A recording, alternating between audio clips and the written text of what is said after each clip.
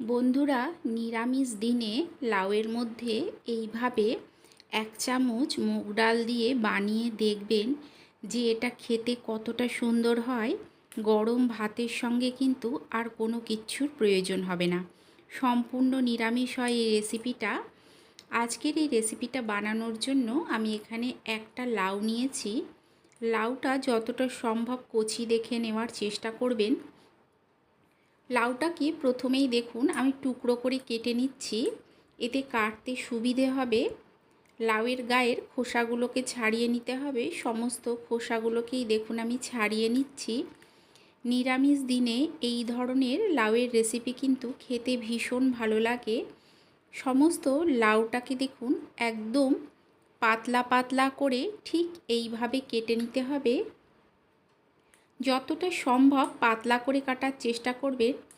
পাতলা করে কাটলে কি হয়, লাউটা একদম মিহি করে কুচি করে নেওয়া যায়, আর রান্না করার পরেও খেতেও ভালো লাগে আর রান্না করতে সুবিধেও হয়। দেখুন সমস্ত লাউগুলোকে আমি আপনাদের দেখিয়ে দিচ্ছি। ঠিক এইভাবে আমি কেটে নিচ্ছি, একদম পাতলা পাতলা করে কেটে নিয়ে তারপরে যতটা সম্ভব কুচি করে কেটে নেওয়ার চেষ্টা করছি। ঠিক যেরকম লাউ ঘন্টে কাটা হয় সেই রকমভাবেই লাউটাকে কেটে নেবেন। সমস্ত লাউগুলোকে আমি একই রকমভাবে কেটে নেব। লাউতে যেহেতু প্রচুর পরিমাণে জল থাকে, তাই লাউগুলোকে ধুয়ে আমি একটা এখানে দেখুন ঝাঁঝরির মধ্যে রেখেছি যাতে জলটা সম্পূর্ণ ঝরে যায়।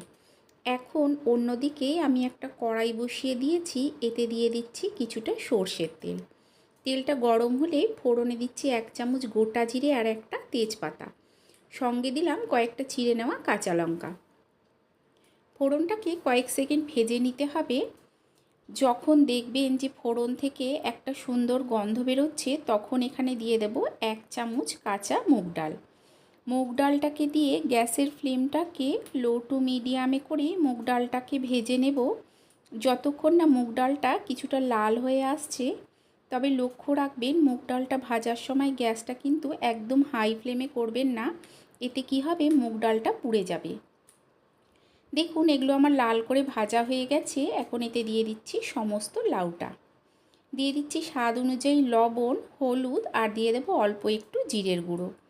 খুব সহজ একটা রেসিপি, অল্প সময়ে তৈরি হয়ে যায় আর খেতে হয় কিন্তু ভীষণ সুন্দর। সব কিছুকে দিয়ে খুব ভালো করে দেখুন আমি মিশিয়ে নিচ্ছি। মিশিয়ে নিয়ে গ্যাসের ফ্লেমটা লোতে করে আমি এটাকে ঢাকা দিয়ে কিছুক্ষণ হতে দেব। কিছুক্ষণ আমি এটাকে ঢাকা দিয়ে হতে দিয়েছিলাম, কিছুক্ষণ পর ঢাকাটা তুলে নিচ্ছি। লবণ দেওয়ার কারণে লাউ থেকে কিন্তু দেখুন প্রচুর পরিমাণে জল বের হয়েছে। এমনিতেও কিন্তু লাউতে প্রচুর পরিমাণে জল থাকে। একবার ভালো করে মিশিয়ে নিয়ে ঢাকা দিয়ে আমি আরও কিছুক্ষণ হতে দেব। আরও 10 মিনিটের মতো আমি ঢাকা দিয়ে হতে দিয়েছিলাম। একবার দেখুন ভালো করে মিশিয়ে নিচ্ছি। মিশিয়ে নিয়ে এই জলটা কিন্তু সম্পূর্ণটা টানিয়ে নিতে হবে। আপনাদের যদি রেসিপিটা ভালো লেগে থাকে লাইক করে দেবেন, শেয়ার করে দেবেন, কমেন্ট করে জানাবেন যে কেমন লাগলো, আর চ্যানেলটাকে অবশ্যই সাবস্ক্রাইব করে দিয়ে পাশে থাকা বেল আইকনটা প্রেস করে দেবেন। এতে কি হবে, আমি যখন কোনো নতুন ভিডিও আপলোড করব নোটিফিকেশন সবার আগে আপনার কাছে পৌঁছে যাবে। মিষ্টির জন্য আমি একটা বাতাসা দিলাম। যেহেতু নিরামিষ রেসিপি মিষ্টিটা দেবেন, তবে আপনারা চাইলে বাতাসার বদলে চিনিও দিতে পারেন। বাতাসাটাকে দিয়ে ভালো করে মিশিয়ে নিয়ে আমি গ্যাসের ফ্লেমটাকে মিডিয়াম টু হাইতে করে দেব। মিডিয়াম টু হাইতে করে দিয়ে আমি এটাকে তৈরি করে নেব। যেহেতু লাউটা সেদ্ধ হয়ে গেছে, এখন জলটাকে সম্পূর্ণ শুকিয়ে নিতে হবে আর একটু লাউটাকে ভাজা ভাজা করে নিতে হবে। গ্যাসের ফ্লেমটা লোতে করলে অনেকটা সময় লাগবে। তৈরি হয়ে গেছে দেখুন লাউয়ের এই রেসিপি, মুগ ডাল দিয়ে লাউ ঘন্ট। আপনারা অবশ্যই একবার এইভাবে বানিয়ে খাবেন, আশা করছি আপনাদেরও ভালো লাগবে। তাহলে চলুন আপনাদের সঙ্গে দেখা হচ্ছে আরও একটা নতুন ভিডিও নিয়ে।